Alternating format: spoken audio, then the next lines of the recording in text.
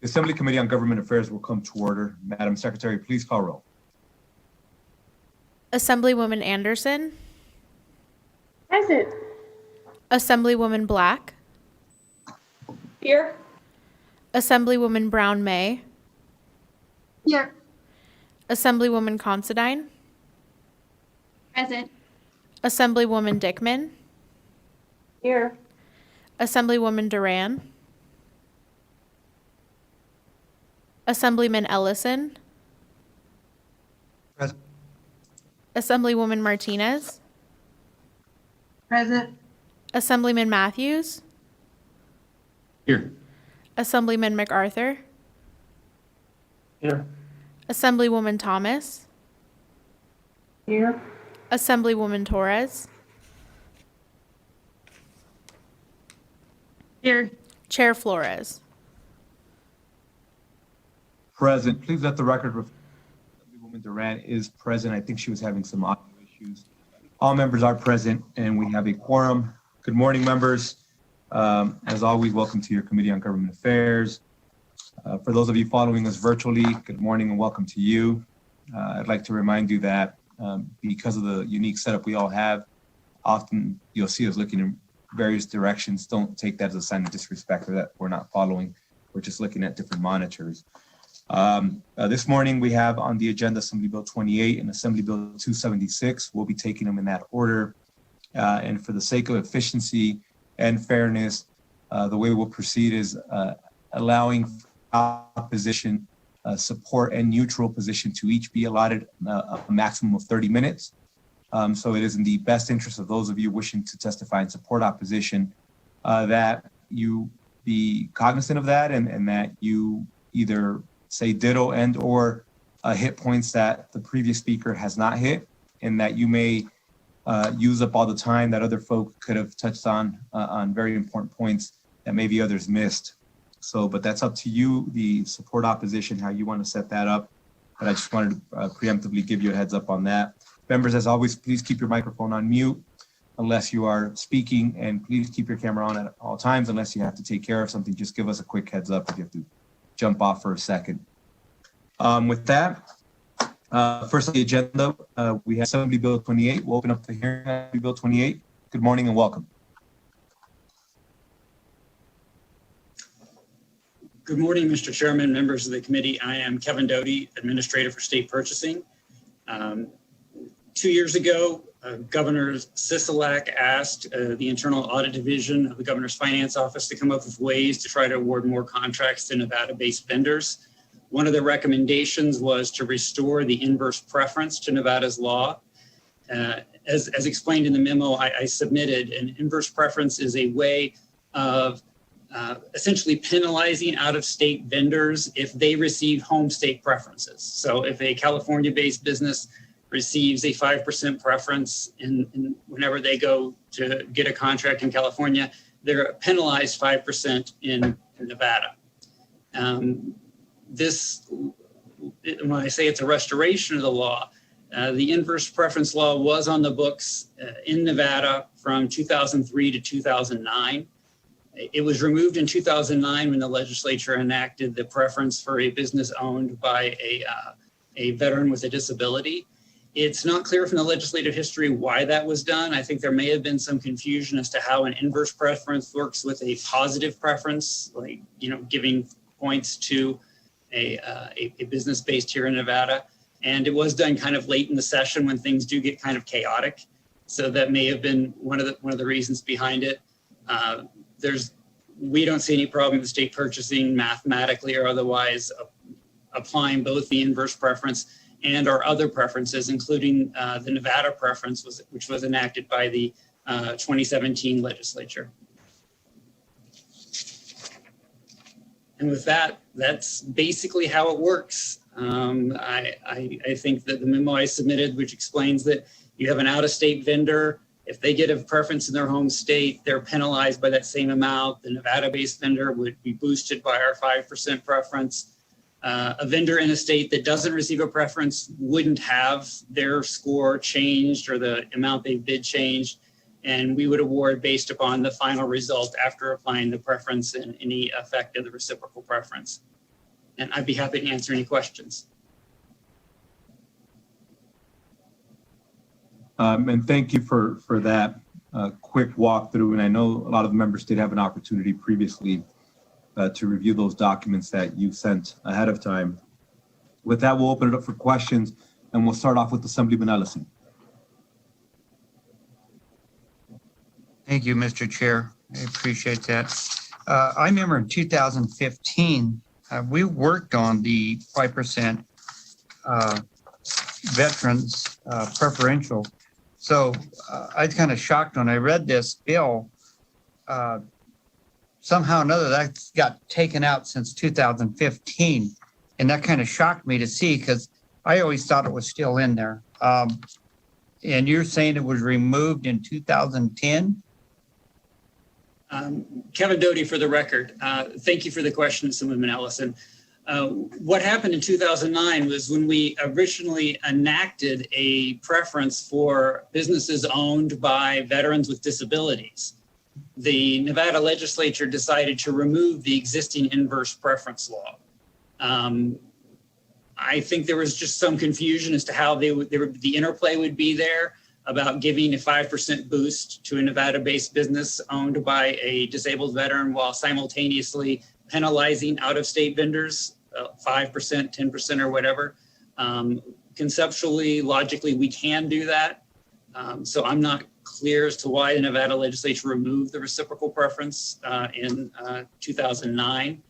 And Mr. Doty, sorry to interrupt, and Assemblyman Ellison, but just for the sake of clarity, I went back to the 2009 hearing. It was Assembly Bill 223, and I believe at the time it was Chair Kirkpatrick who engaged in this conversation.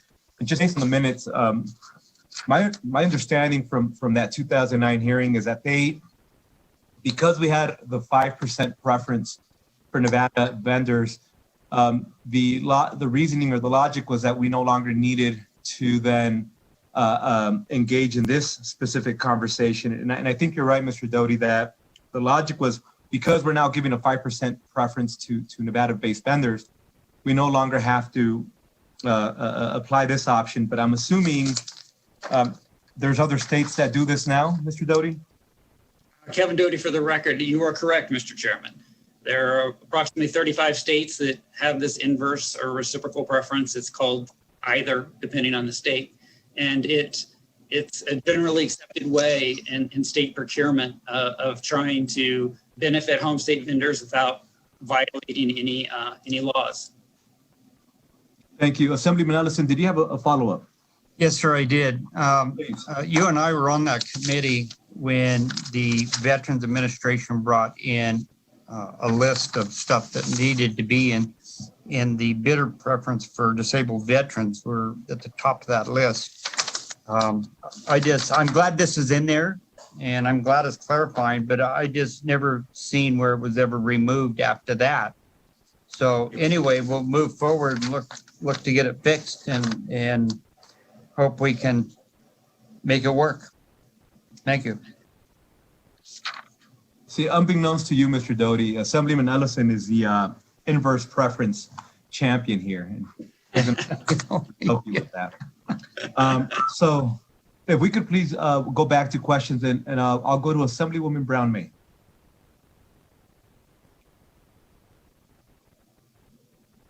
Thank you, Chair Flores. Thank you. I apologize for the delay. I couldn't find my unmute this morning.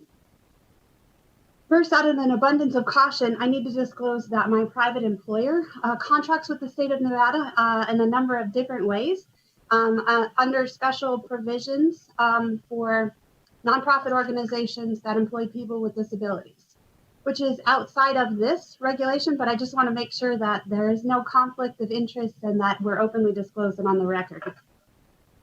My question is then, with this type of inverse provision, which I completely understand, are there other types of contracting opportunities that would also give preferential treatment to other types of industries or organizations that are not mentioned in this bill?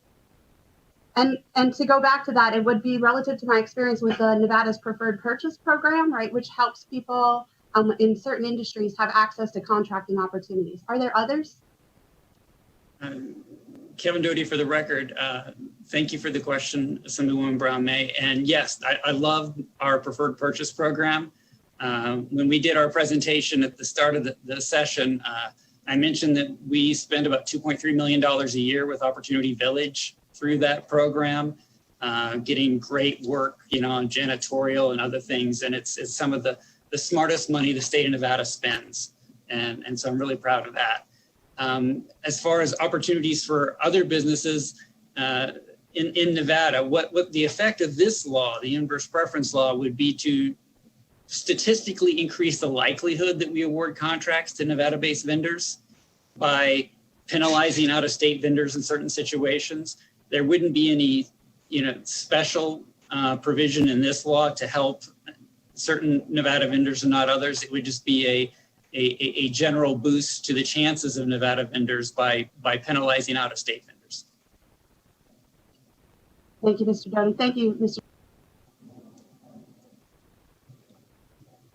And thank you, Assemblywoman. Members, just for the sake of clarity, it appears that maybe not everybody received that email from Mr. Doty and or from somebody from his office. So what we'll do now, as the hearing proceeds, we'll get that email distributed to all the members.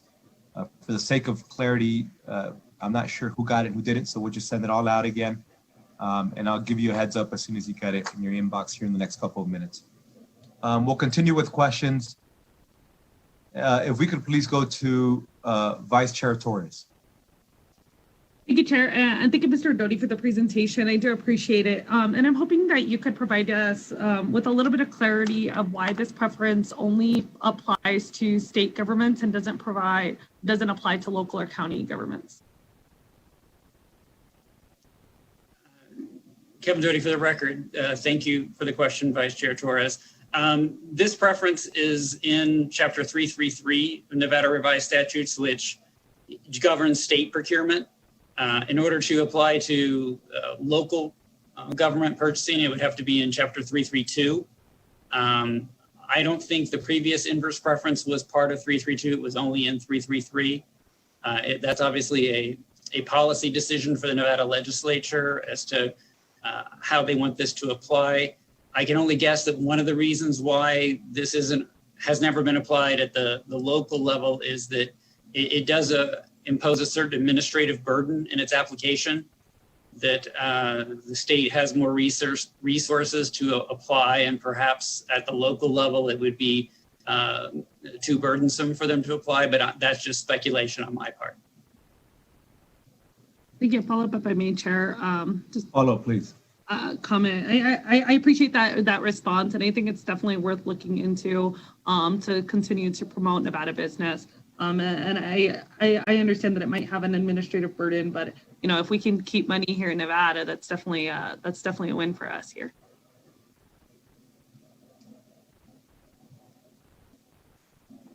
Thank you, Madam Vice Chair.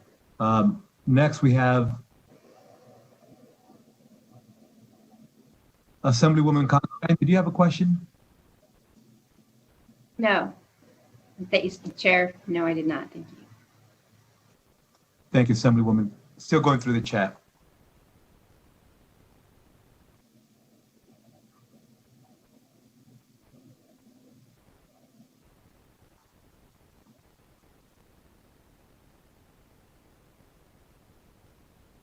Members, is there anybody that I accidentally skipped? Does anybody have any additional questions?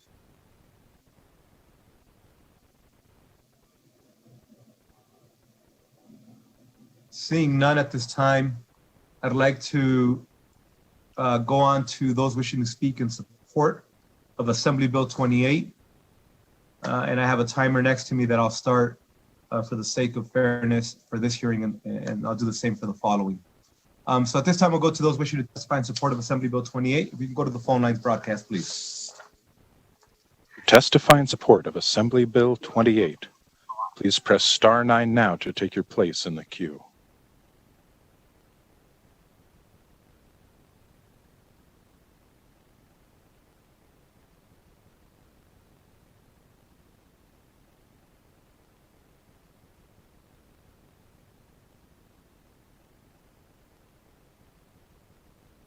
Chair, there are no callers in support at this time.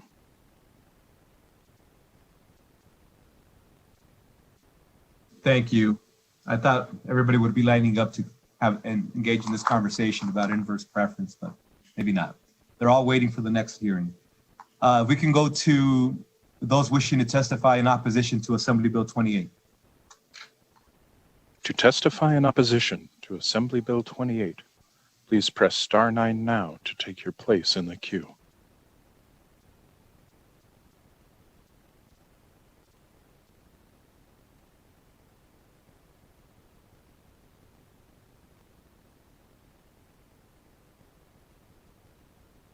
Chair, there are no callers in opposition at this time.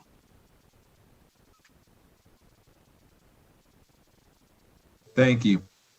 And at this time, we'll move to those wishing to testify in the neutral position for Assembly Bill 28. To testify in the neutral position for Assembly Bill 28, please press star 9 now to take your place in the queue.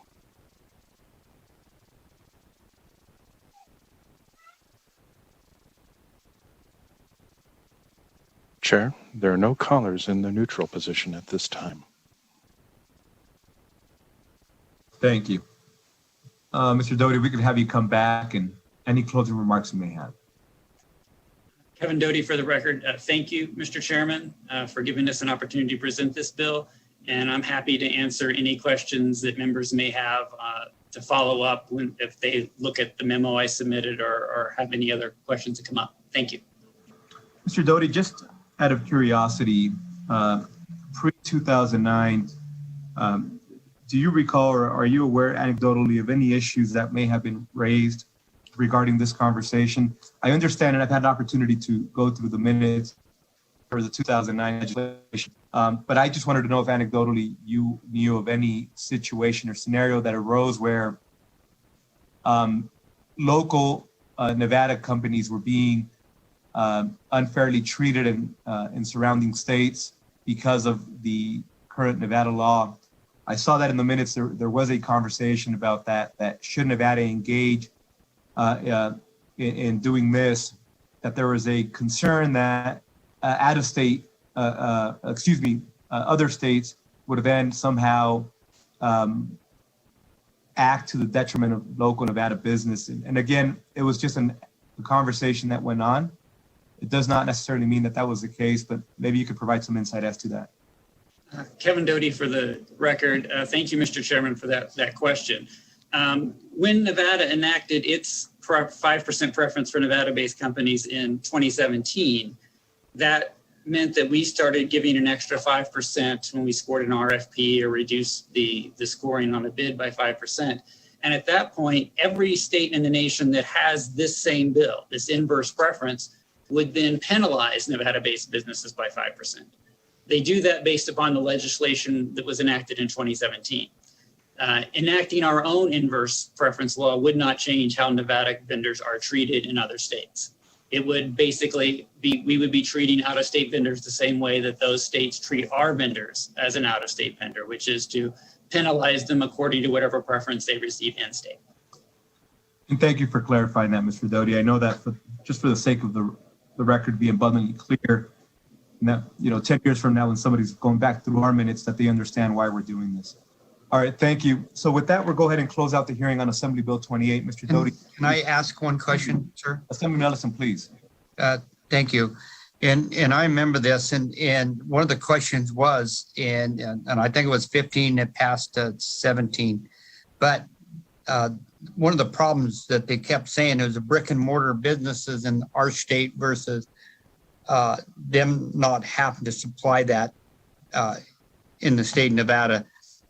And they kept bringing up, look, we have to have the businesses, we got to have the warehouses, the brick and mortar buildings, but yet they can ship from all over the country, and they didn't have that investment into Nevada. And I'm just putting that on the record that I remember that being said several times. Thank you. And thank you, Assemblyman. And Mr. Doty, I'm sure that members may be interested in engaging in the NRS 332 conversation as to whether or not we would like to see this applying in that particular section of the NRS as well. But that's for a conversation to continue. Members, make sure that you give yourself an opportunity to continue open dialogue with Mr. Doty. With that, I'd like to go ahead and close out the hearing on Assembly Bill 28. And next we have Assembly Bill 276 that's going to be presented by our very own member, Assemblyman Matthews. And with that, we'll open up the hearing, Assembly Bill 276. Good morning, sir. Morning, and thank you, Mr. Chairman. And thank you, members of the Committee on Government Affairs. I'm Andy Matthews, and I represent District 37 in the Nevada Assembly. And it is my honor and pleasure today to present on Assembly Bill 276. This bill is important, and I would argue necessary, in order to uphold and advance the cause of open and accountable government here in the state of Nevada. Government transparency has long been a real passion of mine, and while it is a cause that deserves strong support under any circumstances, that is especially the case during times of severe and even historic challenges, such as the situation in which we find ourselves today. Assembly Bill 276 would indeed serve and advance that cause. And I'd like to talk now briefly about how it would do so. And I've actually got two co-presenters here with me as well, who will each offer some remarks of their own. But in short, AB 276 would incentivize and foster greater government transparency by strengthening the penalties assessed against those that unreasonably delay or deny public records or charge excessive fees for the requested documents. And it's important to remember that these fees are only assessed if a court determines that the government entity did, in fact, violate the law. Under current law, if a public records request is denied or unreasonably delayed, or if the requester of the record believes that the fee charged by the governmental entity for the record is excessive or improper, the requester can file a lawsuit seeking access to the record or relief relating to the amount of the fee. Also under current law, if the requester prevails in that lawsuit, he or she is entitled to recover from that government entity his or her reasonable attorney's fees in that proceeding. Under Assembly Bill 276, in the event the requester prevails, the requester would still be entitled to those attorney's fees, but would also receive an additional amount that is equal to double those costs for him or herself. This bill would help address the ongoing problem of non-compliance with public records requests on the part of government entities here in our state, which of course undermines the cause of government transparency and unfairly denies Nevadans information to which they are legally entitled regarding the operations of their government. And I want to stress something here. The underlying goal here is not to see an increase in the amount of money paid out in the form of penalties. The goal is to avoid penalties and even lawsuits to begin with by ensuring stricter compliance with public records requests. Assembly Bill 276 is needed in order to ensure such compliance. I again want to thank you for considering it today. And I'd like to turn things over now, if I may, Mr. Chairman, to the first of my two co-presenters, Holly Wellborn, who serves as the Policy Director of the American Civil Liberties Union of Nevada. Thank you. Good morning. Welcome, Ms. Wellborn. Thank you, Chairman Flores and members of the committee. It is a pleasure to be here. For the record, my name is Holly Wellborn, Policy Director for the ACLU of Nevada. Many of you are aware of our organization's work. You're no strangers to the ACLU, but I do want to talk a little about our mission because I think it's relevant to this conversation we're having today. We are a nonpartisan organization that works to defend and advance the civil liberties and civil rights of all Nevadans. We're grounded in the principles of liberty, justice, democracy, and equality, and we expose government overreach through public education, advocacy, and litigation. The Nevada Public Records Act is an essential tool for fulfilling our mission to protect Nevada residents, your constituents, against egregious government abuses. We applaud Assemblyman Matthews for pushing forward in the quest to put real teeth in the public records law to make it as impactful and effective as possible.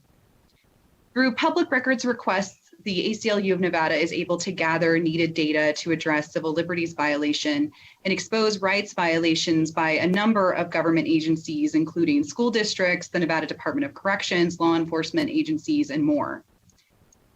We have a strong public records law, but without an enhanced penalty, without an enhanced incentive, government agencies continue to postpone responding to requests, or they fail to respond to requests at all. I have a few examples for you. Back in 2013, we did a public records request to all 17 school districts because we had information that the sex ed curriculum was discriminatory on a number of fronts. Although most school districts did comply, there were 2 that took 18 months and 2 that just never responded. And we haven't received those responses to this day, despite, sending new requests and trying to gather that information.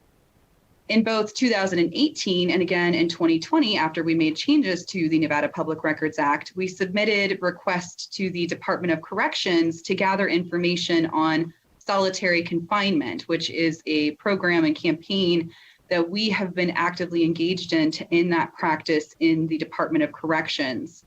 Those requests remain unfulfilled despite efforts to work with the Department of Corrections to fulfill them.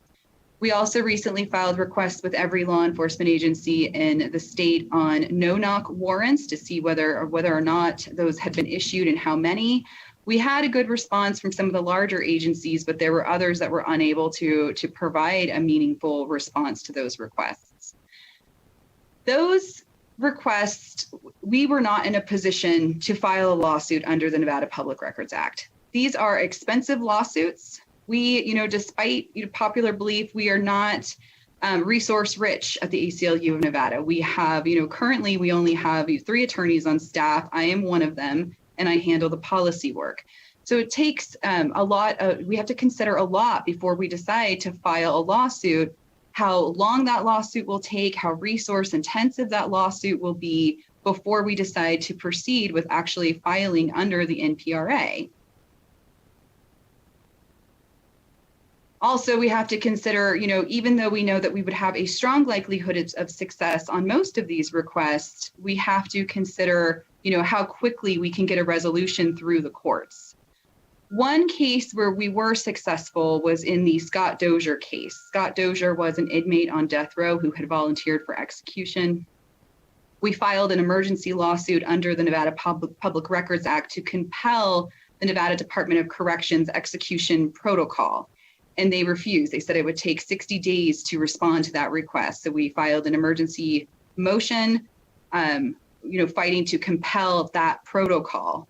Without our lawsuit, an execution would have occurred in the state of Nevada after almost a decade and a half.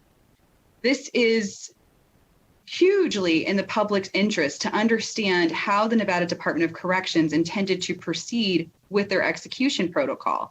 And what we discovered through that request is that the department intended to use pharmaceutical medications for an unintended purpose, which led to more executions and ultimately stopped the execution of Scott Dozier in Nevada.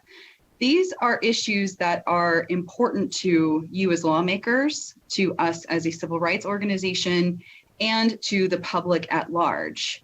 Our compensation for that lawsuit, the attorney's fees and the time that we had put into that, was $12,000.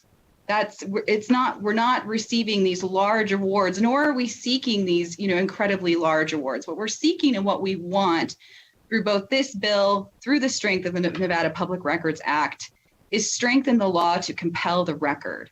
We really want to avoid going to court in the first place, but we're not going to, because right now the incentive for not complying is these very small awards that don't compensate organizations like ours that facilitate an incredibly important public function to the people that you all serve as well. The incentive just does not exist in the law. So the more incentive that we can provide in the law for people to respond and for government entities to respond to public records requests, the stronger that law will be, and it will greatly benefit the public. I'm here for any questions that you might have, and I'll turn it back to the Assemblyman. Thank you. Thank you so much, Ms. Wellborn. Our next co-presenter this morning is Robert Felner, Vice President and Director of Policy at the Nevada Policy Research Institute. Thank you, Andy. Good morning. My name is Robert Felner with the Nevada Policy Research Institute. We advocate for free market solutions and have been a strong advocate for government transparency since our inception over 30 years ago. We run a program called Transparent Nevada, which has entailed us making public records requests to every agency in the state for over 10 years. So I've personally made hundreds, if not thousands of requests. And I can tell you, especially because we've seen kind of the development of government agencies, most do a really good job. I don't think that's our problem here. And they've gotten better over the year. And so we appreciate that. But the problem is, as Holly was talking about, and what we've seen in the crises over the past few years, that when it matters the most, in things like the October 1 shooting, in the current COVID crisis, in the child abuse case in Clark County where they needed the autopsies, in those really hypersensitive events, unfortunately, government has really underperformed. And there's a simple reason, and it's what Holly alluded to, and you have a very broken power imbalance there in terms of enforcing the law. There is no mechanism to enforce the law other than requiring the citizen at their own cost and expense to initiate litigation. Now, while you can recoup fees if you prevail, that's not guaranteed. So Holly was saying, and we have the same issue, and the Review Journal has the same issue, and we're fairly large organizations. We certainly have more resources than the average citizen. Many cases we can't afford to file a lawsuit because of that gamble. And I want to highlight one specific case that I think really drives this home. So the Las Vegas Review Journal had to sue for autopsies of children that were in the care of CPS related to seeing if they were being abused and how CPS handled that. So the Review Journal won. The judge slammed the coroner, saying it's so clear that you've been stonewalling, you're just defying at every turn. They did endless appeals. Finally, they win in 4 years. The Review Journal was penalized $43,000. They incurred $210,000 in legal fees over the course of that 4 years, where not only did the court and the Supreme Court on appeal find that the coroner broke the law, but the district court found that they willfully did it and were in bad faith. But when the Review Journal submitted their request for fees just to be made whole, no one's profiting here, the court knocked that down from the $210 they actually incurred to $163. So it actually cost them $47,000 to enforce the Public Records Act. Is it any wonder that governments aware of this fact can delay records, deny, knowing that the average citizen is never going to take that gamble, saying, I think I really am entitled to this record. I'm going to risk tens and tens of thousands of dollars of my own money just to try and get that back. So that's the broken incentive structure here that this bill would fix.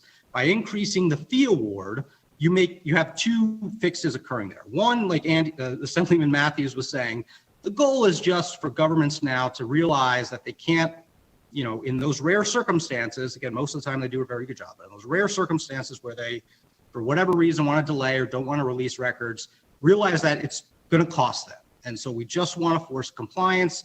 And the other instances to empower citizens who we've seen over the years, and it's honestly heartbreaking because they're, they want to be engaged, they want to know what's going on, and they're being turned away, and they eventually just give up.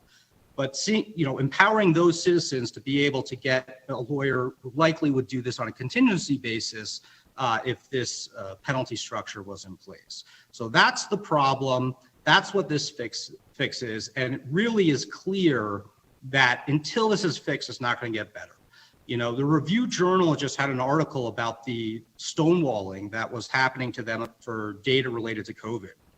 And that's really telling because Governor Sisolak, who's now in charge, is a champion of transparency. I mean, when he got elected, that was one of the things I thought, well, we'll probably get good public records law improvements. He's always been good on that, and he's still good on that. I mean, he's put in the time. He's clearly in favor of transparency. But the fact that one of the records, for example, they asked for a copy of the governor's work calendar from last March. It took 7 months to produce that. I mean, that's illegal. That's an unlawful delay. But I mention that only to demonstrate that there's clearly a structural problem at play. And it's what I talked about, where just the incentives are so powerful to ignore And in this case, even the Review Journal with all the resources couldn't afford to risk suing and just had to wait the full 7 months, which is obviously excessive and improper. So this fix is really necessary to make the law applicable to the average citizen who right now, again, not all the time, but in rare circumstances, when they get denied or a lawyer letter from the government saying you're not entitled to this, they just give up and they eventually go away. And that's, you know, we don't want that. The citizens who are interested and engaged with their government, we want to encourage that. And so I think this would really fix it. And I can tell you, especially in the rurals, I did a request to a public hospital district in the rurals, and they said, we're not a government entity. We're not even complying with the public records law. So, there are real issues that still need to be addressed. That structural power imbalance is the root of the problem. It's what this bill fixes. And as far as I'm concerned, if you don't fix that, you're really gonna never address this problem. So we strongly support it, and I am definitely happy to answer any questions you guys have. Thank you, Mr. Felner. Mr. Chairman, I will have some closing remarks if I may, but for now that concludes our presentation and we're happy to answer any questions. Thank you so much for your time. Sounds good. And thank you. Thank all three of you for your presentation this morning. We do have quite a bit of questions. So we'll start off with Assemblywoman Anderson. Good morning, and thank you, Assemblymember Matthews, for bringing this forward. And I really appreciated the discussions and the comments that were made by both Ms. Wellborn as well as Mr. Felner. I've got two questions. One is about the new language, but then one is also about the records themselves. So I think I'll start off with the records themselves. Would this also include video and or police footage from the body cams? Because that is not clearly defined under public book or record. So I was just wanting to get that clarification. I realize it is not the language that is being brought forward, but it is part of that NRS statute. Andy Matthews, District 37, Assemblyman for the record. Yeah, as you said, this bill does not make any or do not propose any changes substantively to what constitutes a public record. So I would defer to Mr. Felner and Ms. Wellborn, perhaps for more information there, but anything that currently under the law is considered a public record would remain as such.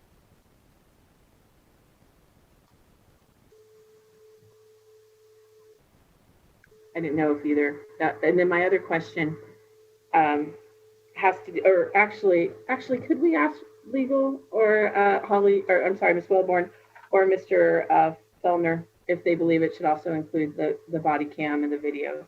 I think I saw Ms. Wellborn unmute herself, please. Thank you, Chair Flores. Holly Wellborn, ACLU for the record. Yes, the body cam footage and negotiations on body cam footage would, sorry, I'm having technical issues. Mr. Chairman, can you hear me? Yes, I can. Great, thank you. Under the body cam law, those records are public records. You can request them at a certain time, and if there's a failure to compel those records, you could file suit under the NPRA. Thank you for that clarification. And then my other question actually is about the language that's being brought forward, and that's the amount. Is it just automatically double, or would it be, because reading it, I feel like there's a possibility of allowing it to be up to double, but the language currently is that automatically it would be double the cost. Am I understanding that correctly, or is there any sort of wiggle room where a judge could make a decision otherwise? Thank you for the question, Andy Matthews, District 37 Assemblyman for the record. And you're right, the language is that it would automatically double. It would be the existing attorney's fees plus an additional penalty worth double those reasonable attorney's fees. Thank you for the clarification. Great presentation. And thank you, Assemblywoman. Next, we have Assemblywoman Considine. Thank you, Chairman Flores, and thank you, Assemblyman Matthews, for bringing this forward. I think it's really important that we have access and transparency to public records. But reading this bill, my worry is about like balancing the taxpayer money, because if these are treble damages, and just looking at the example that Mr. Fellman said, $410,000, if that was then the 410,000 and then 820,000 on top of that, that's taxpayer money. So I went back and looked at the bill from 2019. I think there was a Nevada public records bill back in 2019. And my question concerning that is that in the 2019 bill, they set up a structure that if the government entity willfully failed to comply with the provisions of the chapter, the court must impose on the government entity a civil penalty. And there's 3 levels of penalties. They range from 1,000, 5,000, and 10,000. And then that money, that taxpayer money, is supposed to go to the Division of State Library, Archives, and Public Records of the Department of Administration to improve access to public records. So my question is trying to balance the need for the enhanced penalties in order to get access to those records with the responsibility of use for taxpayer money. Was there any reason why it wasn't, or was it discussed in this one that those penalties then go into like the archives, or make those 2019 enhancements bigger to have that sort of leverage over it, but that taxpayer money is shifted from one area of taxpayers to another thing that benefits public records, but is still used for the government as opposed to go to a private entity? That's kind of my tension here with this bill. Thank you. Thank you, Assemblywoman Considine, for the question. Andy Matthews, District 37 Assemblyman, for the record. So a couple of points in response. Number one, as I noted in my initial remarks, the goal here really is not to see any money transferring from any one entity to another. The goal is to simply ensure compliance with the law regarding public records. And that gets to the second point, which is it really is a matter of incentives. Even strengthening penalties along the lines of what you might suggest still does not change the fact that bringing these lawsuits are often cost prohibitive for the requester of the records. And simply strengthening those penalties would do nothing to change that balance of power that both Mr. Felner and Ms. Wellborn spoke to. And so the purpose of this bill is to recognize that and send a message to government entities that may be tempted not to comply with these requests, to know that the incentive now for the requester is much stronger. And that the likelihood of a legal action is increased, significantly in the event that there's non-compliance. I'm happy to allow Mr. Felner and Ms. Wellborn to flesh that out further as they see fit. But it really is aimed at changing the incentive structure that I think is at the root of the problem of public records law in the state today. Thank you. Thank you, Assemblyman. I don't know if you wanted to add anything else, either one of you. Robert Felner, for the record, if I may, just to respond to that. So that's a great question, great concern. We are free market. We're in favor of lower taxes. So that really hits home to us because the last thing we want to do is to have government spend more money because that falls, like you said, the burden is on the taxpayer. So to Andy's point, what this really does is I think actually saves money for 2 reasons. Like Assemblyman Matthews said, it allows the citizen to have the ability to really use the law as it's intended because they have the access to legal representation, and which is not the case currently because it's too risky. But the second is it makes it much harder, and I think will discourage government from these extraordinary and kind of, quite frankly, ridiculous appeals that they know they have no shot of winning, but it's kind of a free roll.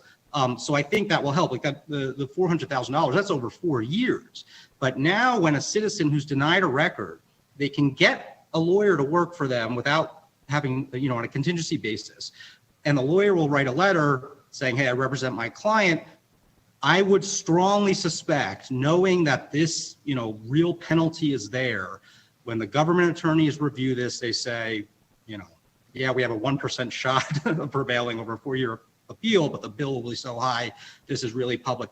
Let's just disclose the record. And at that point, the legal fees would be, $2,000 or something very, very small just for that initial stage. So that's really, I actually think you're saving money because you're not going down this whole road of lengthy appeals unnecessarily. Follow up, Mr. Chair? Please follow up. Thank you, and thank you both Assemblyman Matthews and Mr. Felner for that reaction or that response. But I think that, at least for me, that tension is, reading through this bill and the attached letters and your example before, over $250,000 of taxpayer money. Although the public records and all of that, I completely believe there needs to be transparency. There needs to be some, some sort of penalties in order to make sure that those records are made public when they are requested. The loss of over $750,000 of taxpayer money in your example just makes me a little bit worried, and I just wanted to bring up if there was any other ways to do this. I do believe that attorney's fees and all of those costs should be returned, but that treble idea is, I think, just something that maybe you and I could talk offline further in it. But thank you for your time and thank you for your responses. Thank you. Thank you, Assemblywoman. Next, we have Assemblywoman Thomas. Good morning, Chair, and thank you very much. Thank you, Assemblyman Matthews, for the presentation. As a freshman, I commend you. It was really good. The same for your presenters. I appreciate your time and effort, but I do have a couple of questions here. One big concern of mine is attorneys, attorney fees. When we don't have, a remedy for, as Mr. Felner said, for the structural problem within the law for public records, when there is no remedy in that law or no concise time period that they have to give you public records. Is there anything in the law saying that they can take 7 months, a year, or that they can go to court and appeal? Is there anything in the law preventing them from, or an agency from doing this? Andy Matthews, District 37, Assemblyman for the record. Assemblywoman Thomas, thank you for the question. And to get straight to your point, and I'll let others expand on this, but under public records law, there are time constraints during which a response is required. And part of what where these lawsuits arise from is non-compliance with those time requirements. And again, in the case that does happen, what we see is under current law, we still see abuse and non-compliance. And this is really designed to, like I said, change that power dynamic and really provide those stronger incentives for compliance with the law. And Chair, follow up, please. Please, follow up. Thank you. Okay, and referencing the attorney fees, what is preventing an attorney from, normally he would charge $1,000 to write a letter. What's preventing the attorney from, 10 times that amount, knowing that this bill is, in effect? Thank you for the question. Andy Matthews, District 37, Assemblyman for the record. The attorney's fees actually are already awarded or in place to be awarded under current law. So this does not change that. Presumably what you are describing could happen under, current circumstances. The point of this bill does not change the attorney fee structure at all. We already have that in place. That leaves that in place. This merely adds in addition to that, a penalty that would be paid to the bringer of the lawsuit. Mr. Felner, I think you may have something to add to that. Thank you, Assemblyman Matthews. Robert Felner for the record. Assemblywoman Thomas, that is currently prohibited under existing law. So the law only entitles prevailing requester to, quote, reasonable fees. So, the example you posited, a judge will just strike that down. And that's, I mentioned earlier when the review journal won, and even in a case where the judge was really unhappy with the government, and the review journal submitted their invoices that ended up totaling $210,000, the judge reduced that to $167,000. So that provision of the law, the reasonable fees, is in place where the judge has complete discretion, and if an attorney was, like you said, I think $1,000 an hour is excessive. We ain't getting that. So that reasonable fee is the bedrock for everything else, and that is entirely up to the judge's discretion. And even in cases where, you would have thought the requester would get their full fees, the judges have still knocked those fees down to what they. And one more follow-up, Mr. Chair, please. Please follow up. So, Mr. Felner, when you mentioned the RJ, and I have a letter here, we all do, and you mentioned something about profit, that the RJ lost.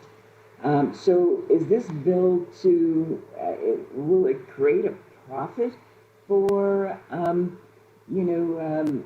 news agencies and or private citizens to ask for public record, and if they don't get what they want in the time that they feel that is necessary, then they can sue and possibly win.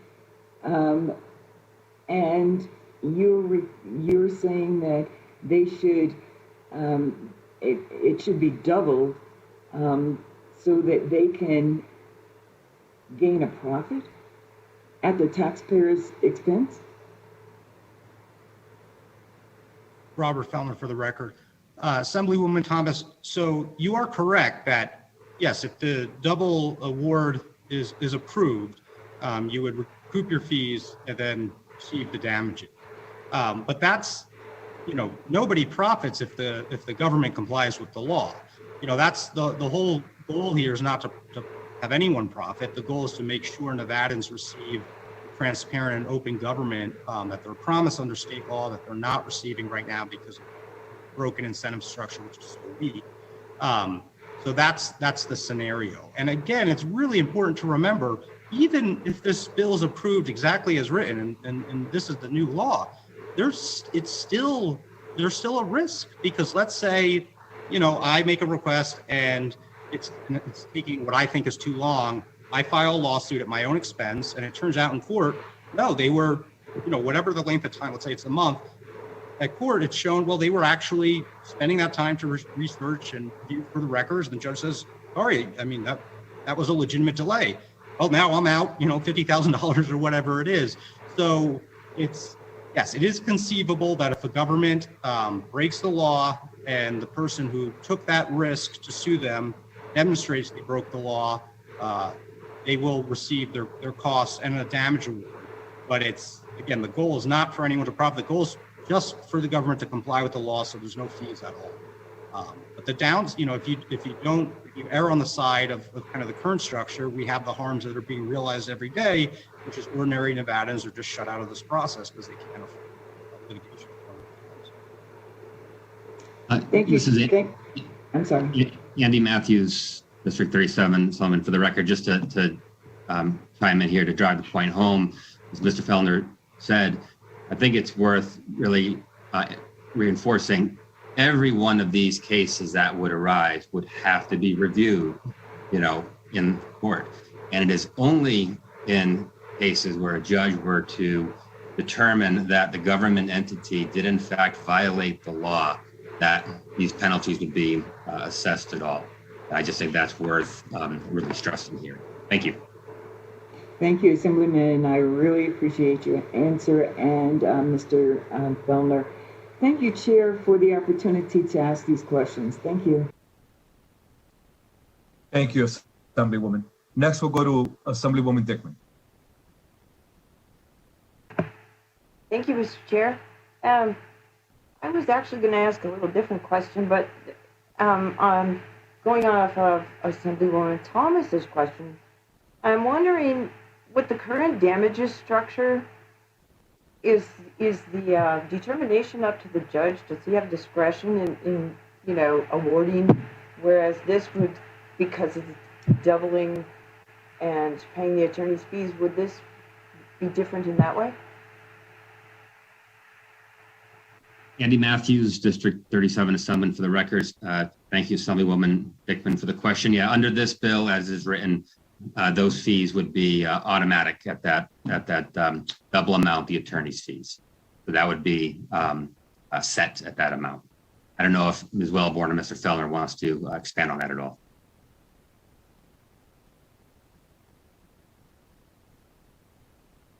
So a little follow-up, Mr. Chair, if they don't? Sure, and I'm waiting to see if they wanted to add anything to that. Okay. Robert Felner for the record, Assemblywoman Dickman. So to your question, the base determination is always up to the judge as to what those reasonable attorney fees are. So that's up to the judge's discretion. The prevailing requester will submit their invoice. The judge then has the discretion to modify that in any way he sees fit, because the law just says reasonable. But then from there, under this bill, whatever that number that he determines is reasonable, then the amount that's doubled is set. It's just, So he still has discretion. yes. So my other kind of concern is, a lot of times public employees aren't so concerned about public funds as they would be their own private funds. Is there any other type of penalty you could come up with that would make them be more apt to comply? Andy Matthews, District 37 Assemblyman for the record. Thank you for the follow-up question. There are, a variety of ways to come at this. I know that different states do things a little bit differently, and perhaps we can get into that a little bit deeper into the hearing. But the determination and looking at this bill really was that structuring it this way is the best way to compel compliance. And that's really what this is about. What is, and I'll say it again, the goal here is not to, shift resources from one to another, is to make sure that there's compliance with the law. And then I think it's just worth reminding everyone, this is a law passed by this legislature. We put this law on the books. I wasn't serving at the time, but this is something that our state lawmakers decided needed to be part of law, and this is a law that we see often is violated. And what we need to do is do all we can to incentivize compliance, and that's what this bill would do. Right, and based on many of the examples that we heard today, the 2019 law is not working. So we need to do something to enhance. So thank you so much for this bill. Thank you. Thank you, Chair. Thank you, Assemblywoman. Next, we'll go to Assemblywoman Duran.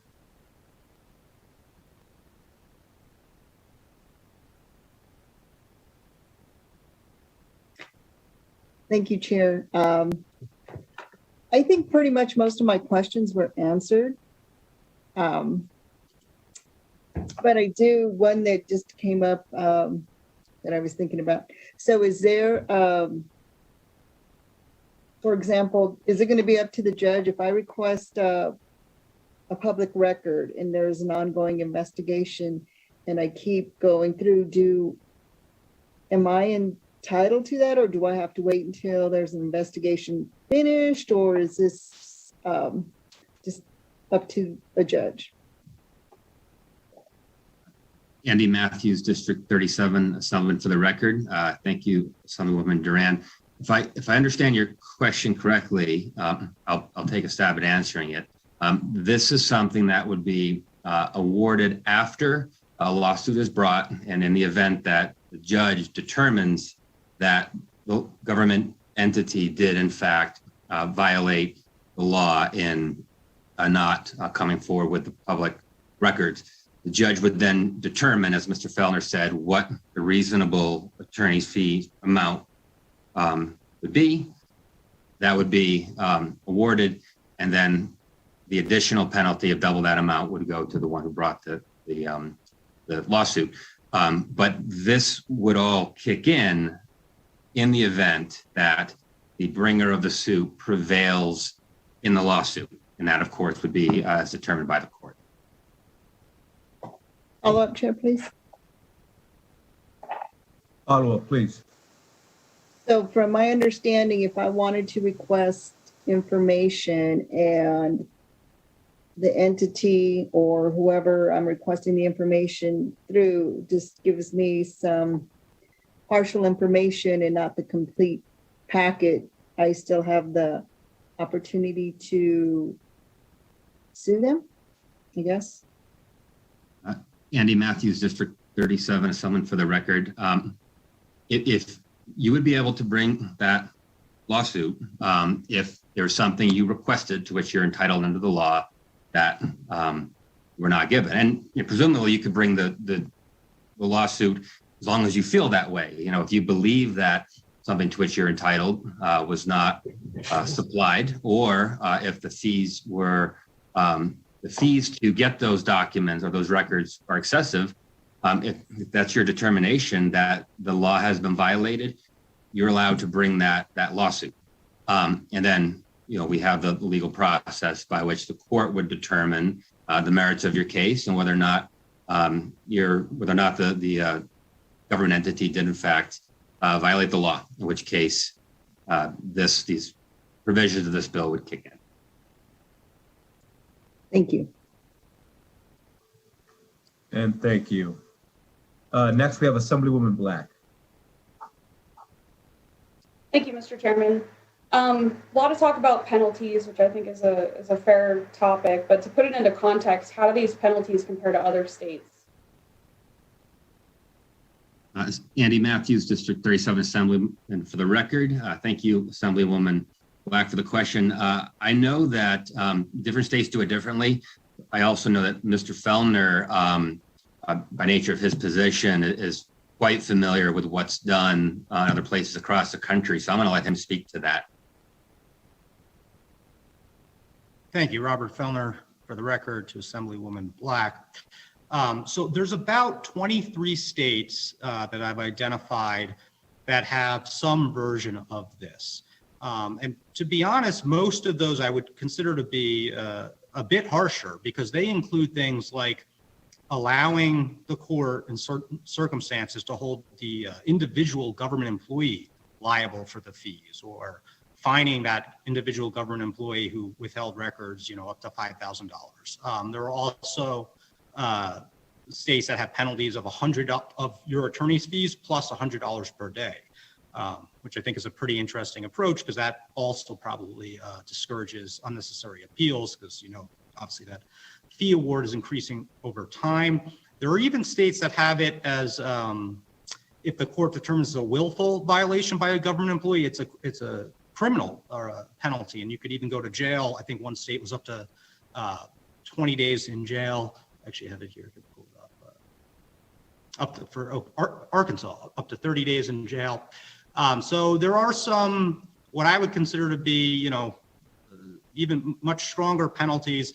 And interestingly, the California Democrats have just put forward a bill that's almost identical to this. It has it doubles your fees, and then it also has up to $100 per day on top of that.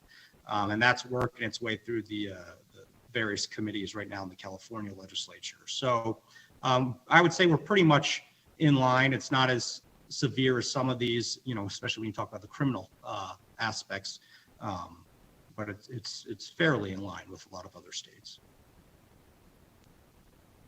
Thank you. Follow up, Mr. Chairman? Follow up, please. This is a follow-up from Mr. Felner. I've had my own issues getting public records, and I know earlier you mentioned the RJ and public records issues, large entities like that. Have you heard from a lot of individual citizens that are having trouble getting public records? Robert Felner, for the record, to Assemblywoman Black. Yes, I mean, it's actually, the most common complaint that we receive from citizens, it's how most citizens actually even find us from all across the state, from all across the political spectrum, is frustration with transparency. I remember one individual who was from the rural area, and he was surprised that there even was a public records law, because every time he asked for something, he was denied. So even, that kind of broke my heart a little bit. So yes, it was consistent, and it's really kind of, it's interesting that you mentioned you have trouble yourself. We've seen other elected officials. I mean, there was a case down in Incline Village where the board treasurer of the Incline Village General Improvement District was denied access to financial records. I believe it was the chart of accounts. It could be the wrong term, but I know it was an important financial record. And it came up at a board meeting, and the reason given to the board treasurer for denying him access to the district's financial records that he's the treasurer of was, well, if we turn this over to you, then it's a public record for everyone to see. Well, yeah, I mean, you're a public agency. So yes, sorry, I went on a little long, but yes, it's shocking and consistent how many people have had issues accessing public records. Thank you. Chair Flores, I was hoping to add to that, if I may. Please. And Assemblywoman Holly Wellborn, ACLU of Nevada, for the record. Assemblywoman Black, we face a lot of those, same complaints. One of our most common complaints at the ACLU of Nevada is the inability for individuals to access public records. I mean, we have, hundreds of complaints that come in that people put in a request. They ask us to review what that request looks like. We have a form letter that we send out to tell people how they can make those requests a little bit more impactful, a little bit more effective.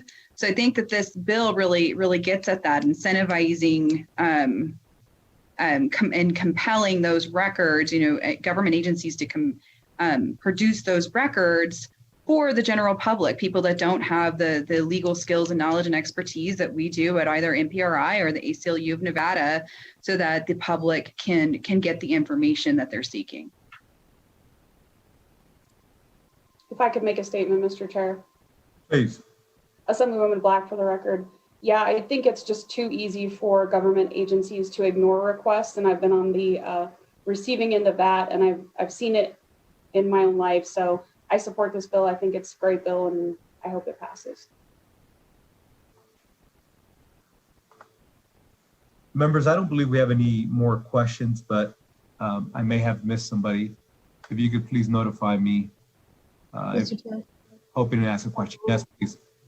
Assemblywoman Brown May. Please, Assemblywoman Brown May, please. Thank you, Assemblyman, for bringing this forward.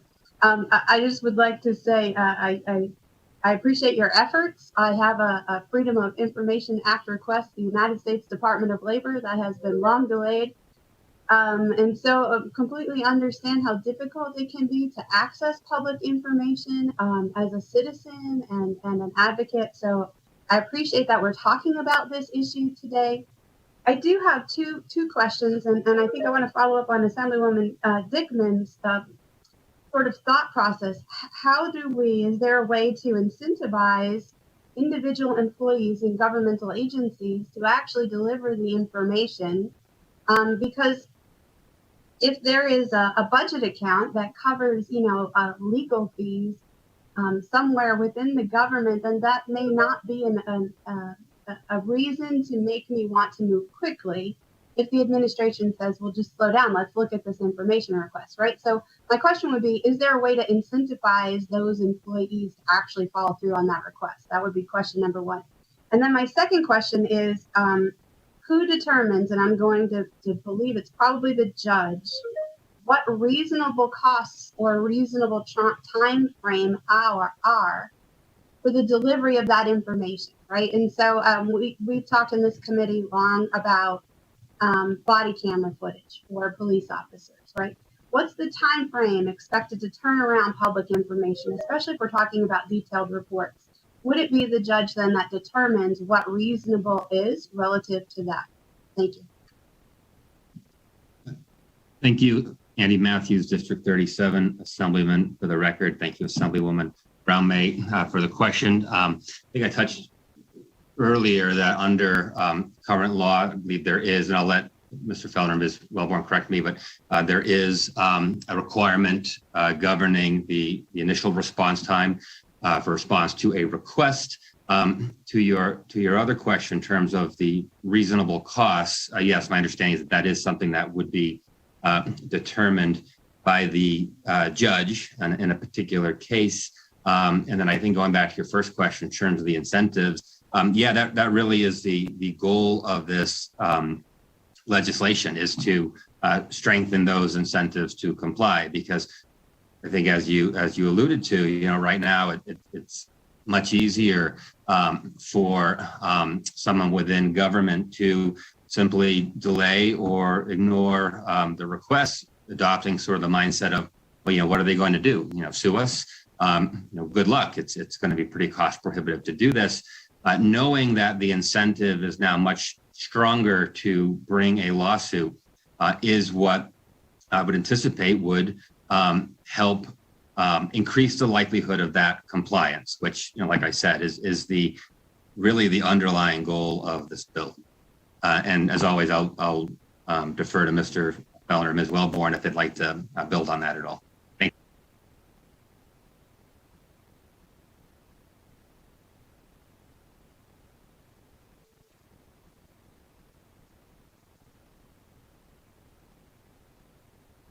I don't know if either one of you wanted to jump in. I'm assuming no. Okay. So at this time, we'll go back to Assemblywoman Considine. Thank you, Chair Flores, and thank you for being able to ask this follow-up question. I guess I just wanted to make sure, because if I spoke incorrectly, I just want to make sure I have it correct on the record. So in one of the letters that we got, it does say treble damages, 3 times the cost of the suit. But in the bill, it says an amount that is equal to double the cost of the suit, including without limitation, et cetera. So can you just clear up whether this bill means that you're entitled to all the fees and costs plus that doubled? Or does this mean that you're entitled to the fees and costs plus twice that amount, which would be treble damages? I just want to be clear on which way, because I think I have paperwork that says both. Yeah, and thank you, Andy Matthews, District 37 Assemblyman, for the record. Assemblywoman Considine, thank you for the opportunity to clarify that, because I know it can get a little confusing, and I'll try to walk through it best I can. The way the bill is written, if the bringer of the suit prevails, they would get, still as they currently do under law, their attorney's fees. And then they would get an additional amount worth double those attorney's fees. And the end result of that is that it's a triple penalty that's assessed. So just to give a simple example, if you owe me $5 and you are ordered to pay me the $5, and you're also ordered to pay me, in addition, an amount worth twice that, worth double that, is an additional $10. There's 10 plus the 5, which gives us 15. And that's why the penalty, which of course is, triple the 5. So the penalty ends up being triple the amount. And that's why one of the letters spoke to the tripling of the penalties. One part going to the attorney in the form of attorney's fees, as is the case under current law. The other 2 parts, double that amount, going to the one who brings the suit. So I know it can get a little confusing depending on the perspective from which you look at it, but hopefully that clears that up for you and others on the committee as well. Thank you, Assemblyman Matthews. It does. I just wanted to make sure, since I talked about like double the amount, just using that RJ article, that, yeah, that's a lot of money. And I just wanted to make sure that I was correct on that and didn't want to put anything incorrect on the record. Thank you. Thank you. Thank you, members, for your questions this morning. I don't believe we have any additional questions at this time. I'll invite those wishing to testify in support. As previously noted at the commencement of today's meeting, we'll be allocating equal time to support, opposition, and neutral. I'll set a timer and we'll set 30 minutes. I do see that there's a few folk wishing to speak. It's in your best interest that should somebody have already touched the point, that you focus on hitting points that have been missed and that were limited in time. So with that, I'm going to go ahead and invite those wishing to testify in support of the Assembly Bill 276, and we'll go to the phone lines. Broadcast, please. Testify in support of Assembly Bill 276. Please press star 9 now to take your place in the queue.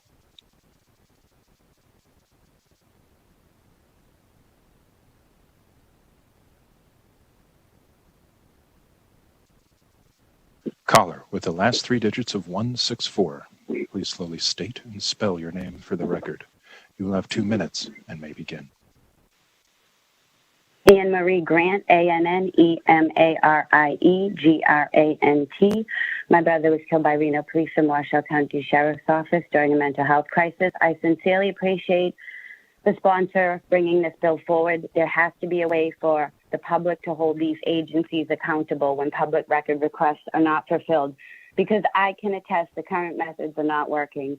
After my brother's death, I actively became engaged in public record requests in Nevada.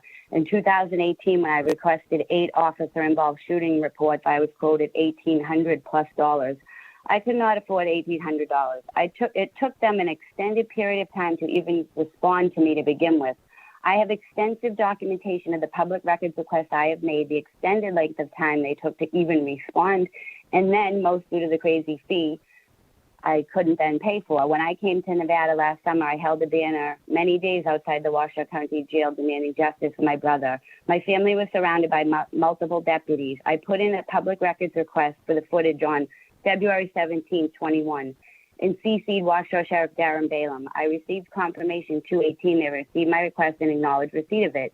I then heard nothing from the sheriff's office regarding my request. On 3/4, I emailed requesting per NRS 239.0107 the date I could expect my request to be fulfilled. On March 9th, I received a reply stating, "Your request is being processed. I'm hopeful that we'll be able to complete your request within the next 2 weeks, but I'm not able to provide an exact date." Requests are handled in the order received, and it is often necessary for us to contact other departments for information requested. As of today, I have yet to receive an expected date or have my request fulfilled, and a follow-up email has been sent by me for an update. I realize the current NRS allows me to file suit in the district court currently to compel release. However, financial constraints have always been the barrier. Access to public records is so important. It was through public records I was able to obtain the video footage of my brother being asphyxiated at the jail. The current public records NRS has not been a detractor to government entities to not comply. This bill would incentivize the average citizen to hold government agencies accountable and discourage the agencies from not complying with the NRS and the request. Please support this bill. Thank you.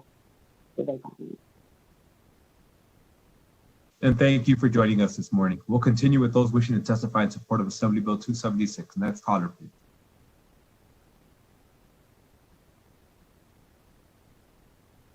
Caller with the last 3 digits of 807.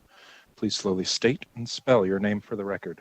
You will have 2 minutes and may begin. Thank you, Chairman Flores and members of the committee.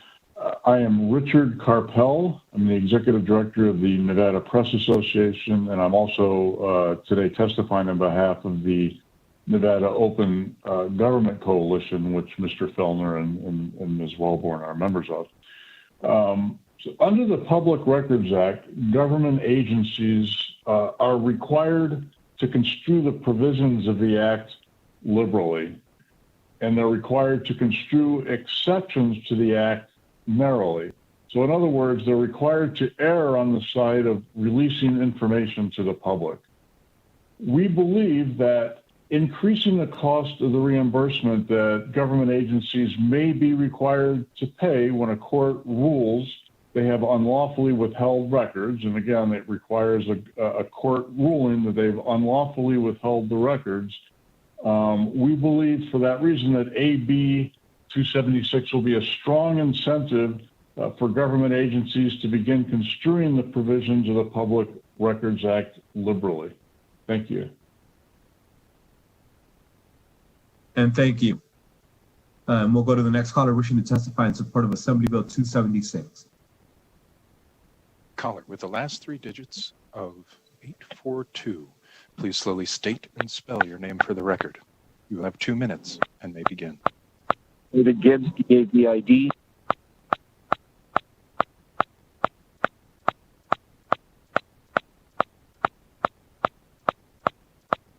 Records request is a good police bill. Thank you.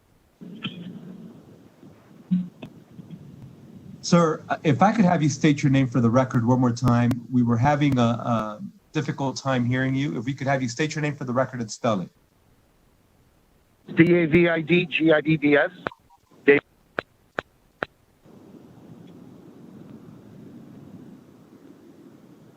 Were you able to get that? Unfortunately, no. If I could have you do it one more time, please. All right, hang on a second. Thank you. DAVID GIBBS. Perfect. Thank you. And if you'd like to state your comments one more time, you were cutting off. Sure. I'm sorry. Yeah, basically it's ditto. Anything that prevents the government or deters the government from stonewalling a public records request is a good thing. Please support this bill. Thank you. And thank you for joining us this morning. We'll continue with those wishing to testify in support. Next caller in support of Assembly Bill 276. Caller with the last three digits of 859. Please slowly state and spell your name for the record. You will have 2 minutes and may begin. Good morning. This is Janine Hansen, State President of Nevada Families for Freedom. We just want to encourage you to pass this bill. We have long stood for open and transparent government. Oftentimes, government can be a little stubborn and they don't want to respond to individual citizens, and we really like the concept of this bill and the fact that it provides a means by which ordinary people can get the information from the government which they have requested. We support Holly Wellborn's testimony from the ACLU, as well as Robert Felner's from NPRI, and thank you very much for hearing this bill and for Assemblyman Matthews in bringing it. Thank you. And thank you, Ms. Hansen. We'll continue with those wishing to testify in support of Assembly Bill 276. Caller with the last three digits of 007. Please slowly state and spell your name for the record. You will have 2 minutes and may begin. My name is Lisa Rasmussen, LISA RASMUSSEN. Good morning, Chairman Flores, members of the committee, and Assemblyman Matthews. My name is Lisa Rasmussen, and I'm testifying on behalf of NACJ, Nevada Attorneys for Criminal Justice. NACJ supports this bill and thinks that it's a really important bill because it gives teeth, so to speak, to the public records request scheme. There are many instances when our attorneys file public records requests to various government agencies. Most recently, for example, records requests to NDOC regarding COVID and COVID-related issues on behalf of our clients. And there has been a lack of transparency. We believe that with additional measures that the bill proposes, that it would help strengthen our ability to obtain records that are necessary to pursue litigation on behalf of our clients. So we strongly support the bill and request that the members of this committee do the same. Thank you so much for hearing me this morning. And thank you for joining us. We'll continue with those wishing to testify in support of Assembly Bill 276. Next caller. For the new callers, to testify in support of Assembly Bill 276, please press *9 now to take your place in the queue.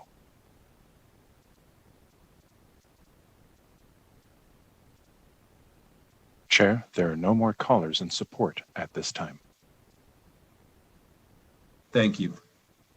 And at this time, we'll go to those wishing to speak in opposition to Assembly Bill 276. I know that we have Mr. David Cherry joining us virtually, and we'll start off with you. Good morning and welcome. Thank you, Mr. Chairman. Good morning, and to you and the members of the committee. For the record, David Cherry.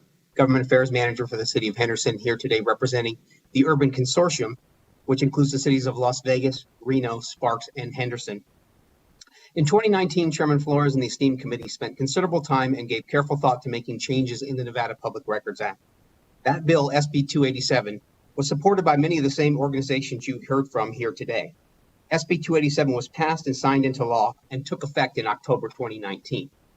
Following this bill's passage, Richard Carpel, president of the Nevada Press Association, who just testified in support of this bill, was quoted in the Reno Gazette-Journal in a story published on June 18, 2019. He said, "It's a very big deal for transparency and accountability. State agencies and local governments can no longer defy the public records law with impunity." And he added, the best part of the 2019 law were the civil penalties adding teeth to the Public Records Act. Yet here we are again, having this same debate. As Yogi Berra famously said, it's like deja vu all over again. We were told the law needed a penalty, which was added in 2019, and yet now that is simply not enough. 18 months later, we still haven't even given the chance for the new law to really be tried, but we're here again having this debate over whether or not we need to ratchet up that penalty. The law already allows for the recovery of costs and court fees by someone who brings a lawsuit, so why do we really need the bill being proposed today? And in fact, while the benefits of AB 276 are questionable, in my opinion, the potential negative consequences must be carefully weighed if this goal is to be reached. If the goal is to avoid litigation, why does this bill not just only invite, but literally reward those who file lawsuits by turning this into a money-making enterprise? Also, I would ask you to remember that compliance rates are already extremely high when it comes to fulfilling public records requests. At the City of Henderson, we processed more than 15,000 record requests in 2018, more than 17,000 in 2019, and nearly 19,000 in 2020. The average response time was less than 1 day, and the average time it took requesters to receive their records was less than 2 days. As governments, we also have a duty to protect sensitive information entrusted to us by the public, and this can require at times defending matters of privacy in court. We're talking social security numbers, HIPAA-protected healthcare info, names and info regarding victims of harassment, and many other sensitive records. AB 276 also creates a bounty system that incentivizes court cases to be filed. It's literally an invitation to litigation. Some requesters may see the potential for a large payday and will look to make difficult requests with hopes of collecting on generous penalties. This approach was rejected in 2019. Instead, as you heard, civil penalties assessed for noncompliance are given to the Nevada Archives to further public access to records and, most importantly, to remove any financial reward for abusive requesters. If passed, a majority of payouts under this bill will be rewards for those bringing lawsuits. That is because no willful finding is needed in AB 276 or punitive damages to be assessed, as is required in existing law for a fine to be levied by a judge for failure to comply. This bill only increases the time it will take to fulfill records requests. That's because government entities will require even the most routine requests to receive a greater level of scrutiny due to potential litigation costs compounded by the punitive damages included in AB 276. Also, it would add no clarity to existing public records law, which already results in litigation due to the vagueness of existing provisions. Changes in the Act, as I mentioned, were just went into effect in October of 2019, with the addition of fines up to $10,000.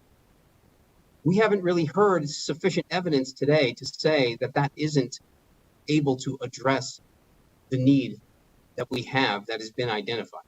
We have seen a few anecdotal instances referred to, but I would have you compare that to the extreme numbers of cases that we have fulfilled at the City of Henderson in very short time with very little cost to the individual who is receiving records that they've requested in less than 2 days on average. And with that, I'd like to also thank the committee for the time today and to turn it over to Matt Christian with Las Vegas Metropolitan Police Department. Good morning, sir. Welcome. Yes, good morning, Chair Flores and members of the committee. Thank you for having me here today. Again, my name is Matthew Christian. I am Assistant General Counsel for the Las Vegas Metropolitan Police Department. In my role as Assistant General Counsel, I do provide advice with regard to public records, among other things. I try to keep my comments short because I know there's others waiting on the line. But to start, I really wanted to make sure that it's clear exactly how the NPRA currently works when it comes to attorney's fees and costs. So under current law, if a dispute arises, the requester can file a lawsuit. The court will hear from both sides, of course. And if the court agrees with the requester that records should be provided, then under the current system, the requester can ask for attorney's fees right there and then. The requester does not need to wait for an appeal, but right there and then they can ask for attorney's fees. Also, the requester does not need to demonstrate that the public entity is acting in bad faith. I think there's a misperception about that. It could very well be, in fact, that the public entity is acting in good faith, but the court will still have to order fees as long as the requester prevails. There is no discretion with regard to awarding fees if the requester prevails. The only thing the court can do is limit the fees to what is reasonable and to what is actually incurred. So that's why sometimes you'll see that courts do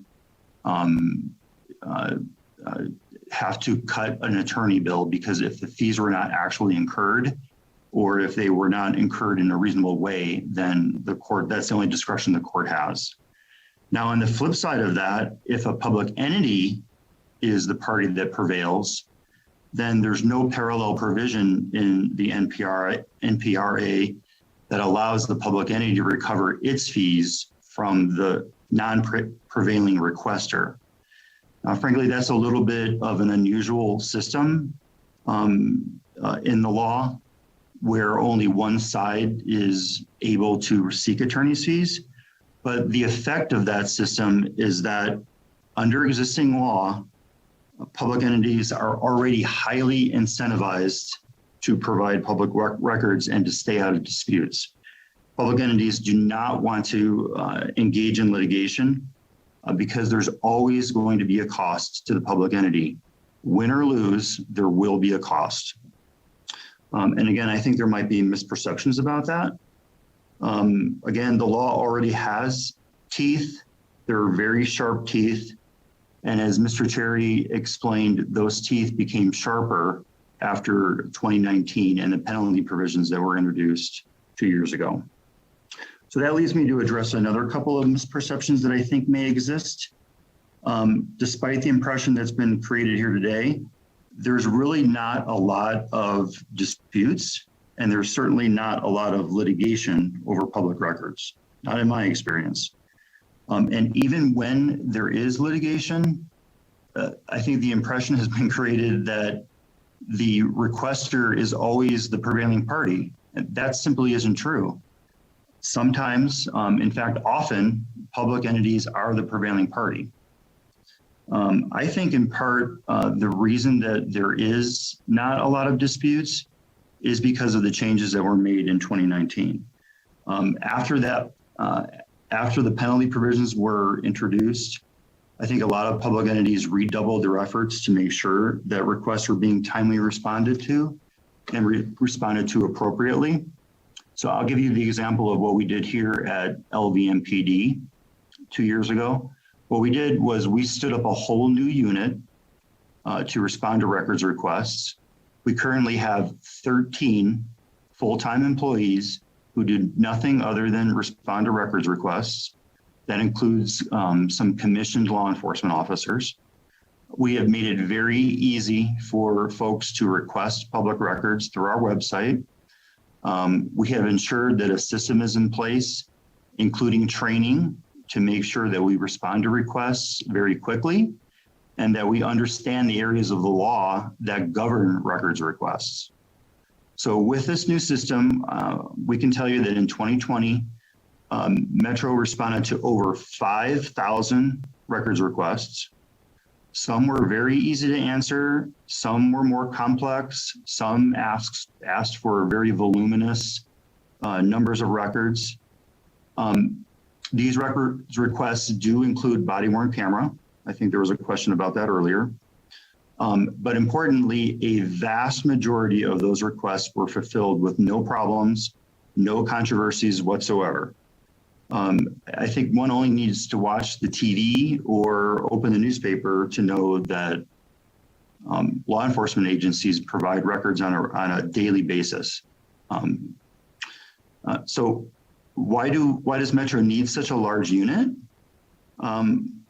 We have records that contain very sensitive information. Generally speaking, when people encounter the police, whether it's a suspect, a victim of crime, or just a witness to crime, they're having one of the worst days of their lives.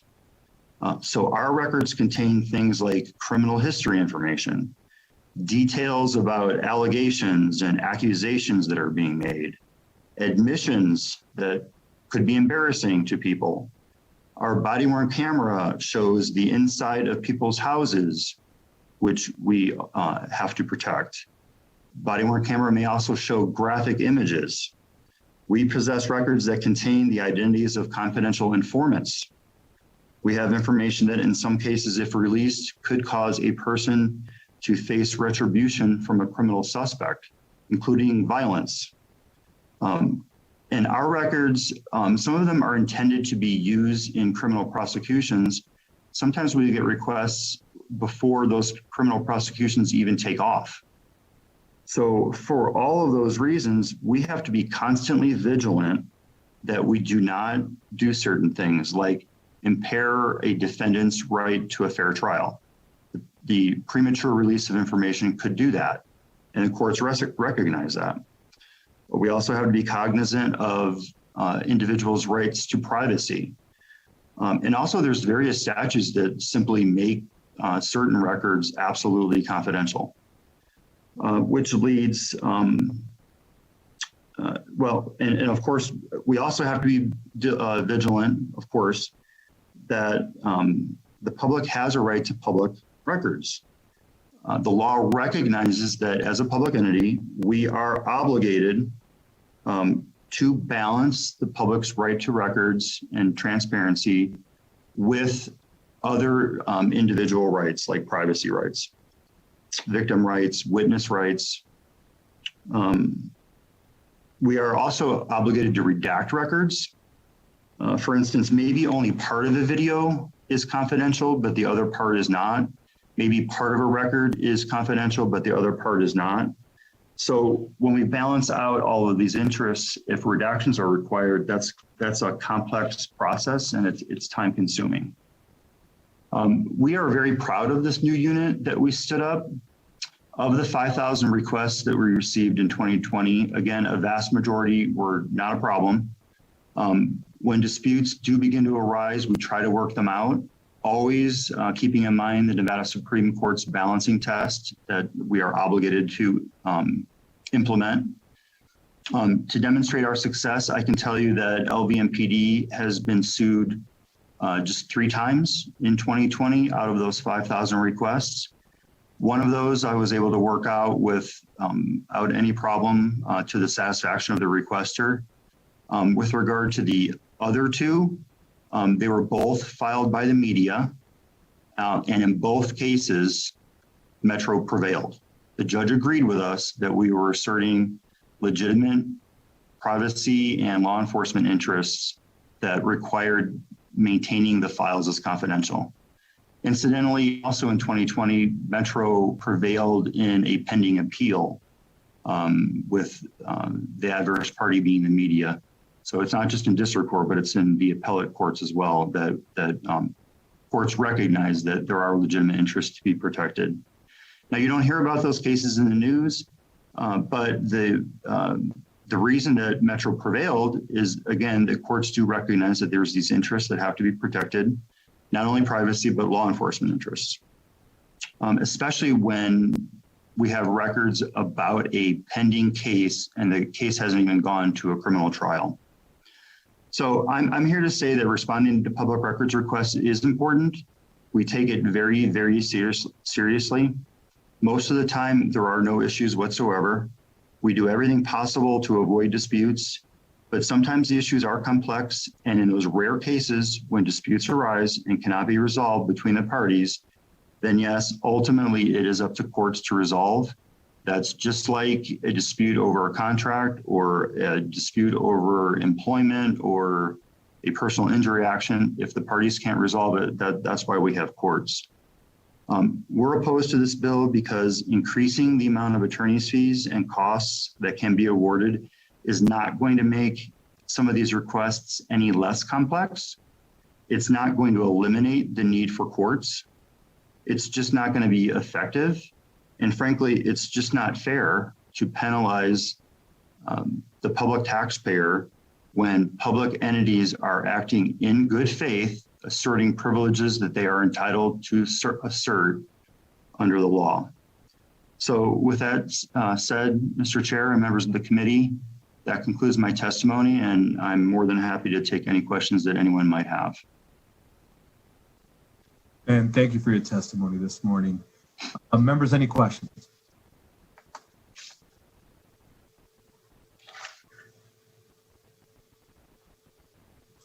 I don't believe I see any. We'll continue with those wishing to testify in opposition to Assembly Bill 276, and we'll go to the phone lines. Broadcast, please. To testify in opposition to Assembly Bill 276, please press star 9 now to take your place in the queue.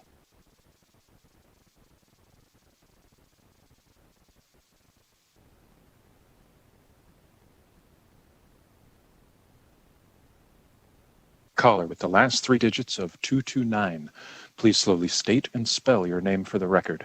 You will have 2 minutes and may begin. Good morning, Chair and Committee. This is Jamie Rodriguez, Government Affairs Manager for Washoe County. That's spelled JamieRodriguez. I don't want to be repetitive of what has already been said. We do have strong concerns with the bill as drafted. What has been discussed this morning already that I do want to highlight again is that there was a pretty substantial overhaul of public records law that was done last session. A lot of that was done with great help from this committee and Chairman Flores himself.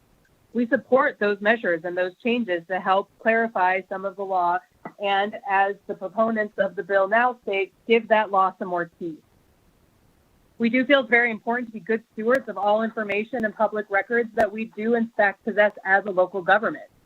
However, we do have to weigh what the request is as to whether or not it's really appropriate to be released to the public. We do get requests for gruesome crime scenes, pictures of victims, and we have to weigh their privacy and their rights as to whether or not that should really be released. We've had cases that have gone to court because we redacted portions of those pictures. While we have been successful in those cases, these are some of the examples of public records requests that we do get, and some of the information that we do not automatically provide because we have to weigh that. We feel that it's hard to feel that measures like this are not trying to really force us to just release the data. However, just releasing that data can equally, as governments, make us liable for improperly releasing people's personal information. And so while we do submit or respond and provide 99% of the public records requests that we receive, I want to clarify that the 1% that we highlight is not that those requests are outright denied. It's that certain portions of those requests are withheld or redacted to protect public and individual information. We feel that the bill last session gave teeth to this law and that these types of measures that would be substantial hits to public funds is not appropriate to move forward. Thank you. And thank you. Well, next caller wishing to testify in opposition to Assembly Bill 276.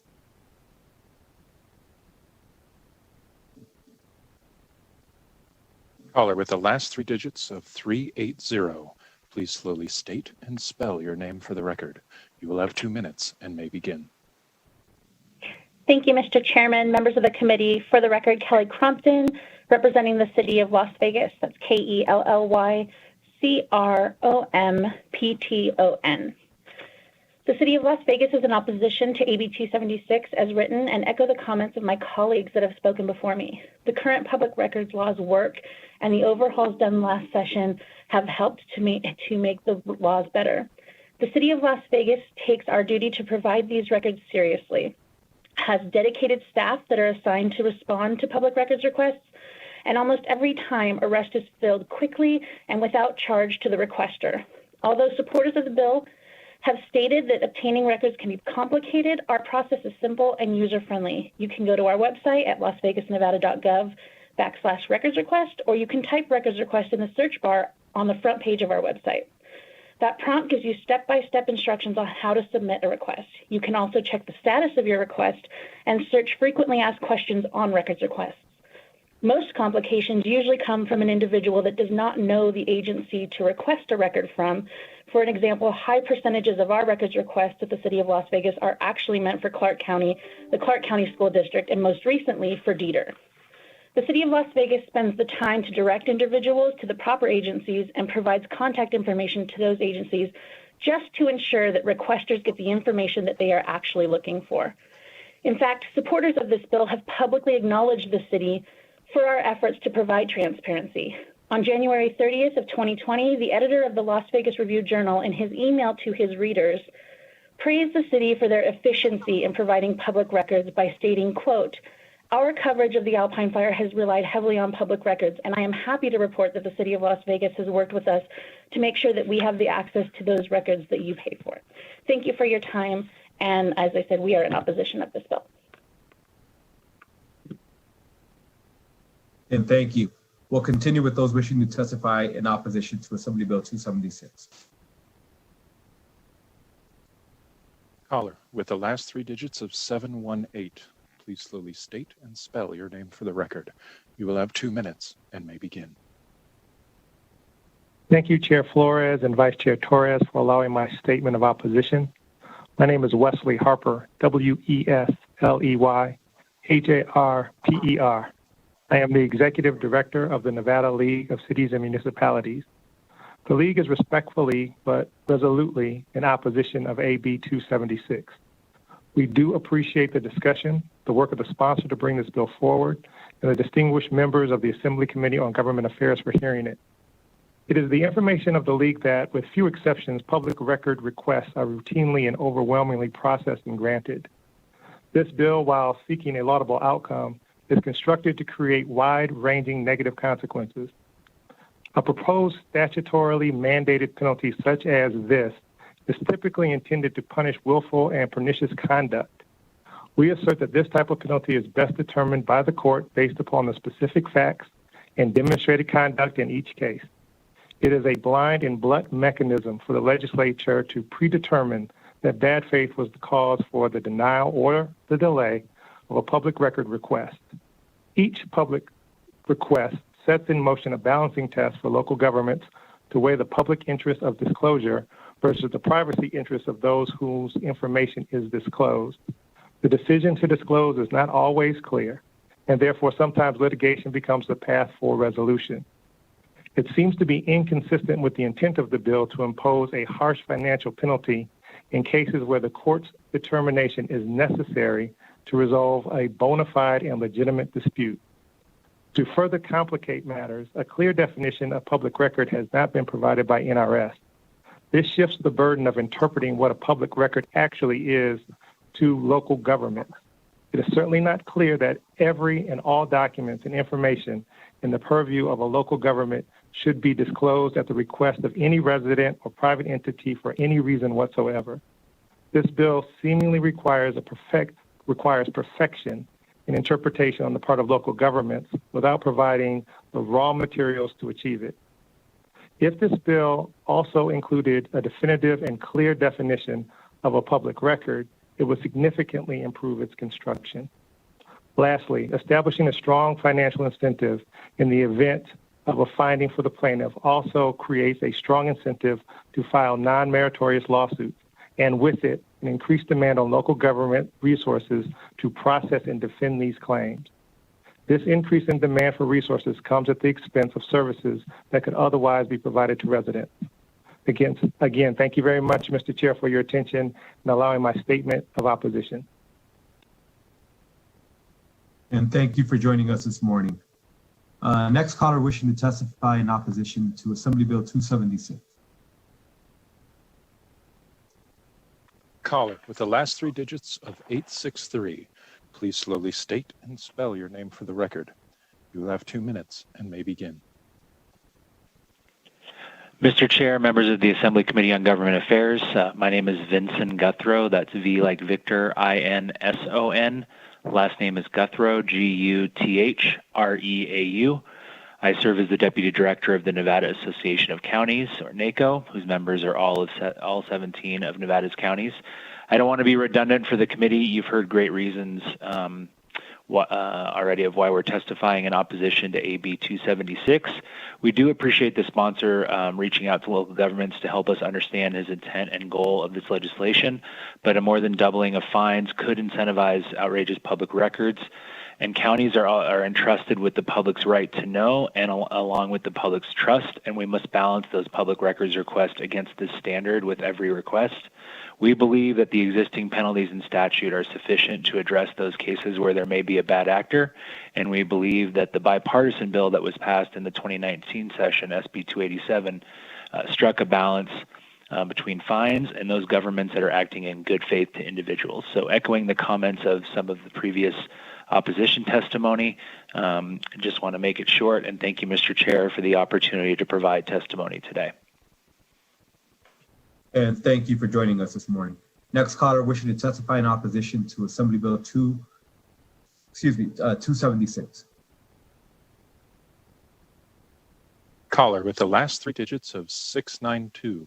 Please slowly state and spell your name for the record. You will have 2 minutes and may begin. Good morning, Mr. Chair and members of the committee. For the record, my name is Mary Przinski, MaryPierczynski, representing Nevada Association of School Superintendents, and thank you for the opportunity to speak very briefly today. The school districts appreciate that providing public record information is important, and school districts try to comply even when requests are made in smaller districts with limited staff to provide the information. But we believe that the current statute is sufficient and no new legislation needs to be added at this time. And we do agree with all the other comments that have been made prior to my testimony. Thank you. And thank you for joining us this morning. Next caller wishing to testify in opposition to Assembly Bill 276.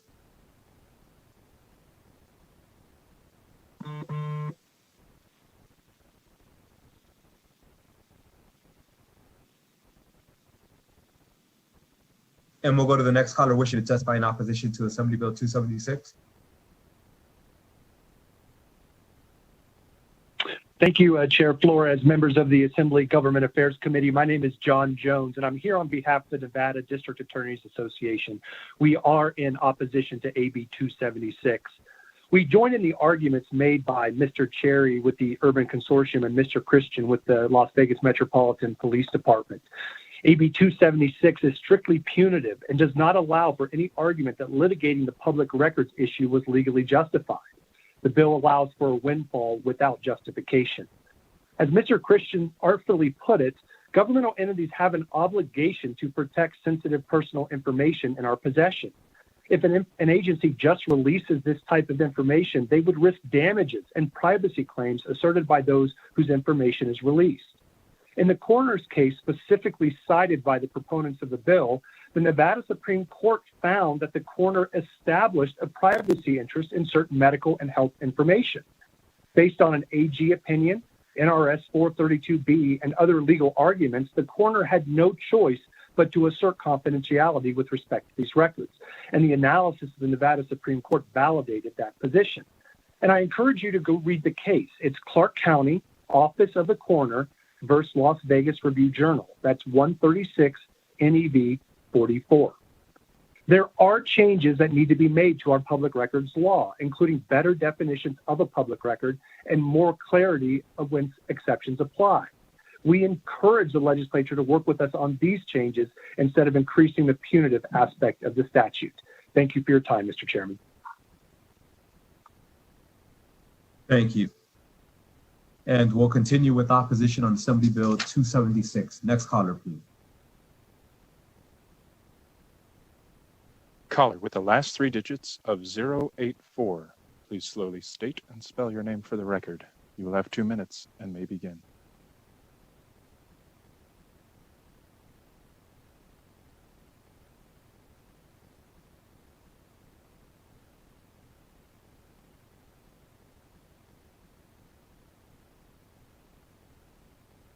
Caller with the last three digits of 196. Please slowly state and spell your name for the record. You will have 2 minutes and may begin. Good morning, Chair Flores and members of the Assembly Government Affairs Committee. I'm Eric Spratley, ERICSPRATLEY for the Nevada Sheriffs and Chiefs Association. It's incredible to me that during this time we are in, yes, still in the middle of a pandemic and the financial crisis everyone is in or facing, the lack of staff and personnel our governmental agencies have in trying to keep employees safe and yet still provide governmental services the best they can. The scale and scope of which some of these onerous requests come into the wide variety of governmental agencies, which require people who are just trying to make it through the crisis, still, to try and manually sift through documents or redact videos or the myriad of other things needed to meet the deadline of a public records request. It's just crazy. This kind of ambulance chaser legislation is diametrically opposed to the testimony we've heard this session and the direction this legislative body is headed regarding the use of fines and fees as a matter of punishment. Why on earth would this body consider punishing governmental agencies that might still be running on modified operations in the middle of this crisis and doing the best they can in the safest manner they can? The proponents are claiming that there were recent requests unfulfilled to their satisfaction. But has everyone forgotten that this past year was unprecedented, that we are still in the crisis, and that there is no promise that it will not spool back up or get worse again? The flood of onerous public records requests that this can trigger simply due to the potential for a monetary payout is ludicrous.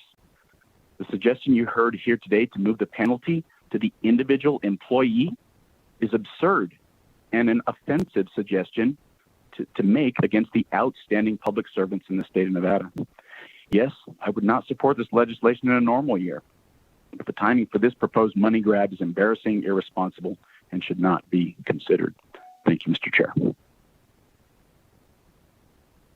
And thank you for joining us this morning. I just wanted to let the opposition know that we've hit 27 minutes with 51 seconds, but we got just right above 2 minutes left. So if there's a whole host of other folks still wishing to testify, it may be in your best interest simply to put your name on the record, say ditto, and give an opportunity to everybody else. But that's up to you. I'm just letting you know you have about 2 minutes left before we close out the opposition. Next caller wishing to speak in opposition to Assembly Bill 276. Caller with the last three digits of 300. Please slowly state and spell your name for the record. You will have 2 minutes and may begin. Good morning, Mr. Chair. Michael Hillerby, MICHAELHILLERBY, with Kemper Kroll on behalf of the City of Sparks and the Regional Transportation Commission of Washoe County. We would like to echo the comments of the previous opposition speakers and thank you for your time and you and your committee for your work on behalf of the people of Nevada. Thank you. And thank you for joining us this morning. Next caller in opposition to Assembly Bill 276. Caller with the last three digits of 401. Please slowly state and spell your name for the record. You will have 2 minutes and may begin. Hi, this is Kathy Flanagan representing the Las Vegas Valley Water District. That's Kathy, Kathy, Flanagan, Flanagan, and we say ditto. And thank you for joining us this morning. Next caller in opposition to Assembly Bill 276. Caller with the last three digits of 294. Please slowly state and spell your name for the record. You will have 2 minutes and may begin. Chairman Flores and members of the committee, for the record, Callie Wilsey with the City of Reno. Thanks for the opportunity to weigh in. For the sake of time, we will also say ditto and appreciate the other comments already put on the record by those in opposition. Thank you. And thank you for joining us this morning. Next caller, wishing to speak in opposition to Assembly Bill 276. Caller with the last three digits of 087. Please slowly state and spell your name for the record. You will have 2 minutes and may begin. For the record, my name is Jared Luke, Jaredluke, representing the city of North Las Vegas. To your point, Chairman, would like to just echo everything that's been said in opposition, and thank you for your time. And thank you. Next caller wishing to testify in opposition to Assembly Bill 276. Chair, there are no more callers in opposition at this time. Understood. At this time, I'd like to invite those wishing to speak in the neutral position for Assembly Bill 276. To testify in the neutral position, please press *9 now to take your place in the queue.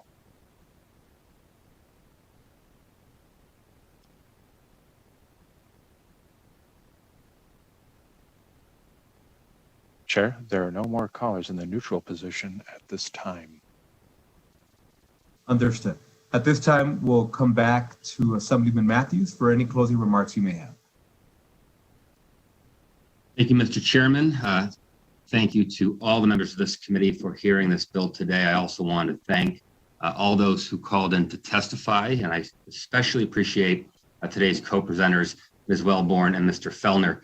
I want to close by stressing what I think is a critical point, and that is that government transparency should not be, and indeed is not, a partisan issue. I've introduced this bill today, and I happen to be a Republican, but I think it's interesting to note, as Mr. Felner did, that next door in California, legislative Democrats have proposed a bill that is nearly identical to this one. And the reasoning for this is simple. We can debate all day, and oftentimes we do, even right here in this committee, over the philosophical question of bigger government versus smaller government. But wherever we may come down on that question, we should all be able to unite in support of the principle of open government. It has become clear, and it's been testified to in detail this morning, that current public records law, while certainly well-intentioned and even effective in many instances, is insufficient to compel compliance from potential bad actors and to uphold the public's right to know, because the current incentive structure encourages non-compliance. It is not surprising in the least. The instinct of those within government would be to shield government from greater scrutiny. But to submit to that instinct does not serve the public good, particularly during times of enormous challenge to our state, when the results of governmental actions and decisions are especially consequential. Las Vegas Review-Journal just this morning called Assembly Bill 276 the transparency bill Nevada needs. I agree wholeheartedly, and I respectfully ask for your support of this bill. Thank you. Thank you, Assemblyman. At this time, I'm going to go ahead and close out the hearing on Assembly Bill 276. Thank you, members, for your participation and questions, and everybody who called in. And thank you to your co-presenters as well. Next on the agenda, we have public comment. And at this time, I'd like to remind those of you who wish to participate in public comment, we encourage you to do so, please do. But I just wanted to lay some quick ground rules. Please note that this is not a time for you to reopen a hearing. We've had the hearings, those are closed. This is a time for you to have an opportunity to provide any information you'd like to the committee that falls within the purview of this committee and be heard. I ask that you be respectful and engage with the committee. We look forward to that. So with that, if I could broadcast, please go to the first caller wishing to speak for public comment. To take place in the public comment queue, please press *9 now.